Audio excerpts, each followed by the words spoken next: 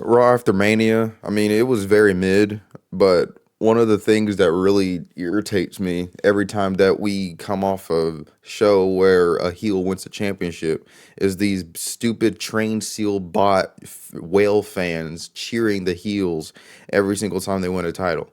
Like I remember there was one time where Gunther he beat Orton to retain his title after weeks of talking about Randy Orton's family, and then the dude shook hands with Randy, and then Randy shook his hand back, and then the Monday Night Raw after, he had the pyro, and then the crowd was cheering for Gunther. You deserve it. You deserve it. You deserve it. And then Gunther was like, "I do not need your validation." And then trying to be a heel, and the crowd kept cheering for the dude because he was holding the title. Like I'm like, bro, these audience members are NPCs. They just only know one animation, they know one line of dialogue for each person. It doesn't matter if you're a heel or you're a face. The only person who seems to be doing it right is Logan Paul and Ethan Page. The rest of the audience doesn't know what to do when they keep cheering everybody. It's so stupid, dude. It takes away from the moment, bro. Sometimes it's just cool to just boo a heel, especially a heel who literally cheated at WrestleMania via heel tactics. Liv Morgan needed the help of the Judgment Day to defeat Stephanie, and the crowd still cheers Liv. Bro, Liv fought 3-on-1 pretty much. Raquel got involved, and Roxanne got involved, but then Liv hit the Oblivion and then beat Stephanie, and then the crowd still cheered for Liv. That was so, man. I swear that the audience is so stupid. The show starts off with Obafemi getting a standing ovation. And honestly, this was really good to see. I'm glad that Brock, on his way out, because he didn't want a job to Gunther, and then Gunther probably lose another match or, to somebody like a Pat McAfee or something like that. So to see that, Brock, he on his way out, he chose he handpicked who he wanted to be to pass the torch to. That was really nice to see. Um, I just really hope they don't ruin the guy for real, because I have no faith in the main roster. Io taking another crazy dive and landing on her neck and brain again. But thank goodness she was okay. But when she got up, she like held her elbow for a second. So I guess she landed on her elbow. I really hope that she stops. I don't understand, like, they have to get this tope ringside suicido in every single week, that like they can't just take a break from it. At least like a couple weeks, like 4 weeks out of the month they feel the need to do this dive out of the ring. Why can't they just, I don't know, do it at least 2 times a month? Why not just take, instead of having doing this dive 4 weeks, why not just do it 2 weeks? Like, why every single week? Because it's clearly risky. EO has had at least 3 incidents now in a row to where she's landed on her head. But this, she did a human scorpion, but I'm glad that she was okay. But then Io and Rhea win the match, and Kyrie takes another pin. A match that we don't really care about, but people just like Rhea for whatever reason. Even though she can't really cut promos and tell any really good stories, she's just Rhea. That's I don't know, man. We get Javon Evans talking to Adam Pearce, and then Ethan Page shows up and then interrupts their conversation. So apparently, Ethan Page is a part of Raw, which is pretty cool. Ethan Page is one of the best heels in WWE right now because he doesn't pander to the audience. He does what the average heel would do. Only the simplest things, man. He's a very fun heel. The rest of these heels pander to the audience, or they're tweeners. So they can't really get all the way over as a heel because they're doing cool things. Adam Page, he does things to make you not like the guy. What am I talking about? Adam? What? That's AEW. Ethan Page does cool. He doesn't do cool things to make you want to cheer him as a heel. Um, CM Punk, he has this backwards angle, bro. It looks so cool. But he's all sad and depressed, and he starts saying some words talking about, how what he's lost and everything, and then Cody comes out, and then I just don't really care about this. I mean, Cody is champion. This really made me not interested in anything Cody has to say whatsoever. Um, yeah, but then Cody's eye gets touched by CM Punk or whatever. I kind of had this on mute because I really didn't care about this.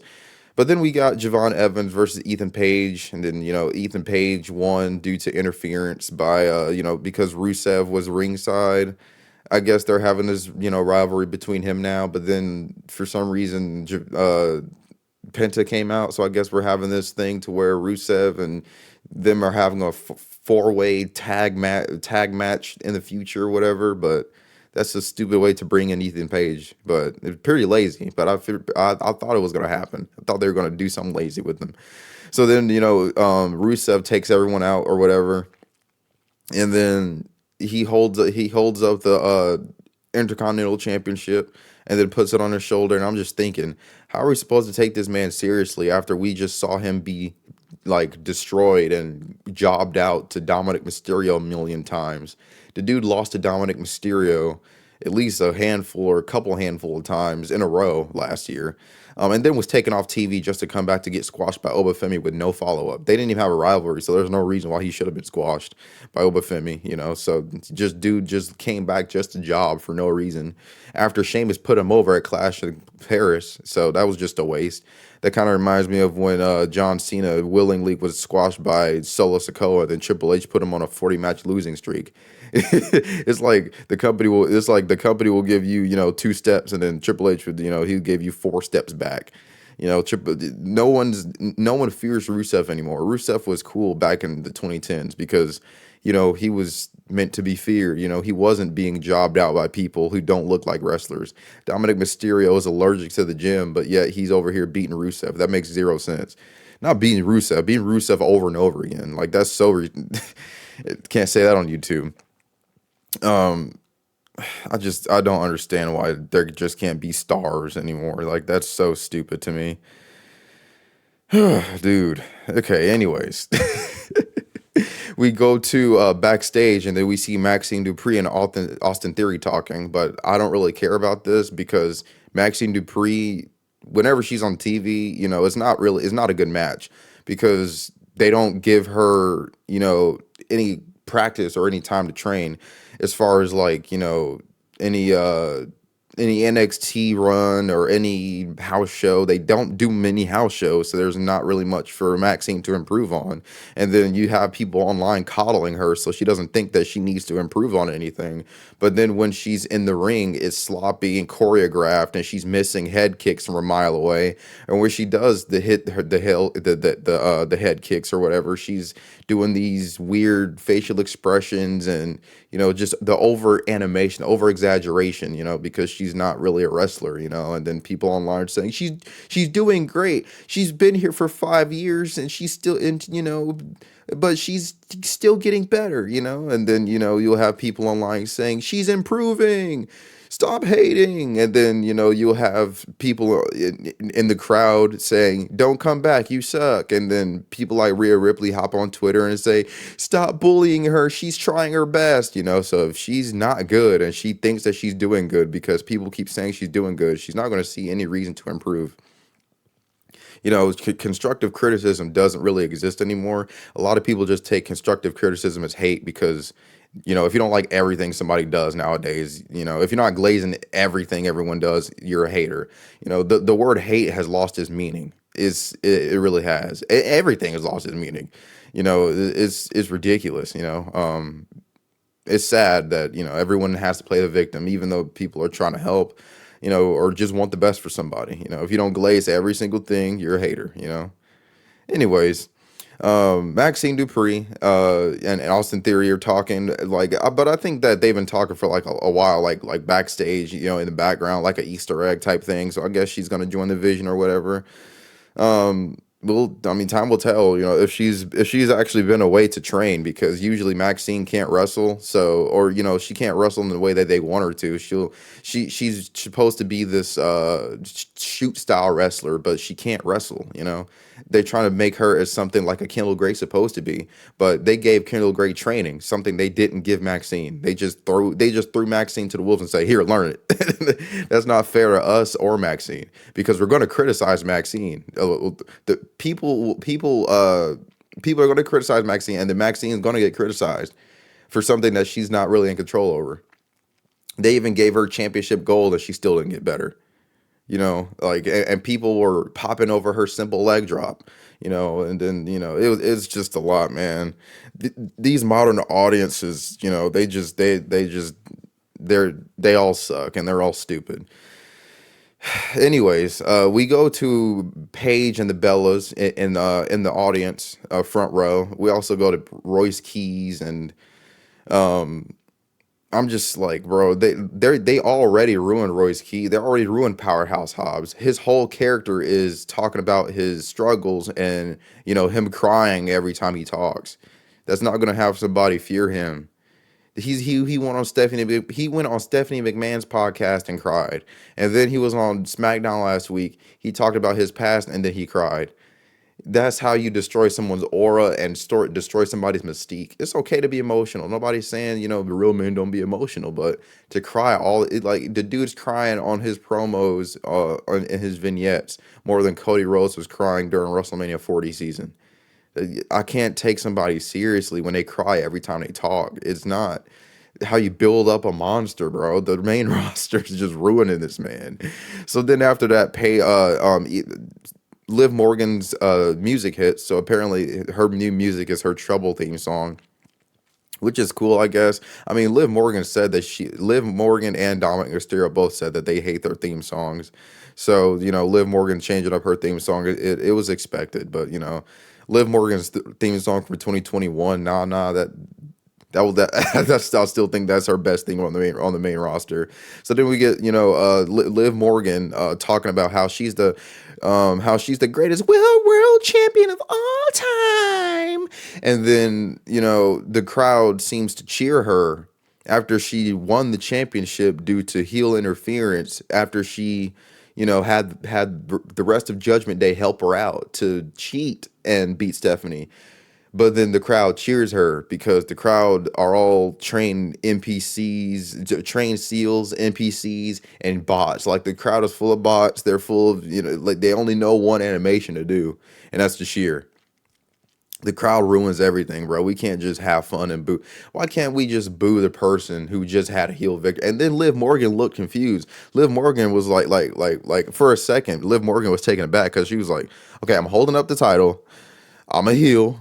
And I just cheated to win this championship. Why are they cheering me? And so then she was like, she had to switch it up and say, well, that's the greatest, that's the smartest thing that y'all have said all day because they said, you deserve it. You deserve it. But she's a heel who just cheated to win the title. So then Liv Morgan was like, well, okay, well, I'm going to just try to assault them right quick. Well, Las Vegas, that's the smartest thing y'all said all day. And then the crowd said, yay! But that was supposed to be an insult. She was calling them stupid. That's the smartest thing y'all said all day. And the crowd cheered her even more. These crowds are so useless, bro, I swear. And then we get Sol Ruka's music, but apparently, it was a report like a few hours before Raw of apparently Sol Ruka supposed to be debuting against Liv Morgan, and I'm just happy that I didn't see that. Like, I'm really happy that I didn't see that because I was like, I would have been like, bro, we can't have anything. When you go online and you can't even get excited anymore because you see so and so supposed to debut tonight against so and so. And I'm like, bro, why can't we just be surprised? I don't get why I don't get what orgasms people get from ruining things for other people. Going online and spoiling people. Yeah, so and so was backstage and then they end up on the show. Like, come on, bro, we can't have anything. What do you get from being the first to report on something that people just wanted to be surprised by? I hate you all. You all suck. Anyways, uh Paul Heyman comes out, and talks about how Brock shouldn't have been on the then, now, forever, but he should be on the forever portion when it comes to WWE and how they remember him. And then he was talking about how the beast will forever live on, and he was talking about how the people in the production truck are, stupid or whatever. And then, Braun Breaker talks and Logan Paul talks, and then the Street Profits come out, and then Seth Rollins comes out after the Street Profit, after the Vision, teams up on him. And then, yeah, it's cool to see Montez back, but it's cool to see that they're on a different brand because SmackDown wasn't doing anything with him. And then you had Montez gaining the daddy weight and everything, and said, "I got my weight up," stuff like that. So I'm glad that they're doing something new finally. Unpopular opinion, I think that the Street Profits theme song from 2022 was better than Bring the Swag. Like when they first turned heel, and it was the first mix of We Want the Smoke, not the most recent one we had because that one sucked, but the We Want the Smoke version when they were with Bobby Lashley, that was the cool one. When they first turned heel. But then they def rebelled it and kept making it worse over time. So those Street Profits were getting crickets. It was so sad to see, bro. It's like when a theme song is good, they'll go to Def Rebel and say, hey y'all, could y'all make this worse? And Def Rebel's like, sure, I got you. So then the Street Profits weren't getting were getting just nothing but crickets. It was crazy. So yeah, after that, Finn Balor comes out, because he's having a match with JD, and Finn Balor's got, because they had to trim his beard down because he had the demon paint on for WrestleMania. He had the trunks on, and dude, it was Finn is finally Finn again, bro. He got the trunks back. That was so nice to see, bro. Oh my goodness, Finn with the trunks. It made me feel like I was young again, bro. The dude's legacy was definitely tarnished by the Judgment Day run. It was quite a lot. Quite a lot of losses. The community called him Pin Balor. It was very sad to see. And then he got little broed by CM Punk. It was just a lot. So I'm glad that we get babyface Balor and the trunks again and the long sleeve. It was great. It was wonderful, bro. It was wonderful. It was wonderful. And then after Finn Balor hits the coup de grace on JD, we go to Trick Williams in the crowd it's the United States champion. And I'm just thinking to myself, bro, I really want Trick and Lil Yachty to stay together as a duo. Because, bro, Lil Yachty adds so much to Trick, and Trick adds a lot to Lil Yachty being there. It's something that not a lot of people like, but I like it a lot. I like Lil Yachty and Trick together. Lil Boat. And then we go to Gunther talking to Jackie Redmond backstage, because Jackie Redmond is talking about, well, what is going on between you and Paul Heyman, and is there you? And Gunther was like, well, there's no us, Jackie. I'm just doing him a favor, and he's doing me a favor, and you're not gonna know the favor. I guarantee Creative doesn't even know the favor. He was just thrown together with Seth because Braun was injured last minute. That's all it was. I guarantee that they're still thinking about the favor right now and how they should write it. I guarantee Creative doesn't know. I guarantee Creative doesn't know what the favor is. And then LA Knight shows up and talking about how he's going to be the world champion. And I'm just like, man, every time he says that, I don't really believe it, because, Triple H has done his best to ruin LA Knight and tarnish him, and just job him out and give him these spots and then not give him these spots at the same time somehow, have him come close to it. He treats him like Drew McIntyre. Drew McIntyre's whole gimmick is to talk crap, and never back it up. Talk crap, and then lose the big matches, kind of like how Vince booked The Fiend. Book him to be a monster, but then lose at WrestleMania, or lose to Goldberg. It destroys a character after a while. So then after that interaction between Knight and Gunther, we get an announcement that Joe Hendry's being called up to Raw next week, and there's a concert, but we should have just got surprised with that. But since, they struggle with ratings and, they want the headlines, they revealed and ruined surprises because they know that people won't care if they just, they won't care about the show if they just, have it as a surprise. They just have to spoil everything. Just like WrestleMania was struggling to sell, so they just revealed that the Demon was fighting Dom instead of just letting it be a surprise. So then we get Io and Rhea breaking up. And then that was it.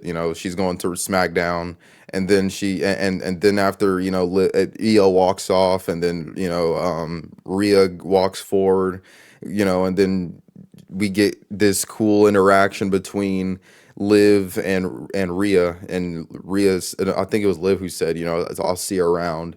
But I really hope not, because I honestly don't want to see Liv or Rhea interact for the next at least 500 years, because their rivalry went on way longer than it was supposed to.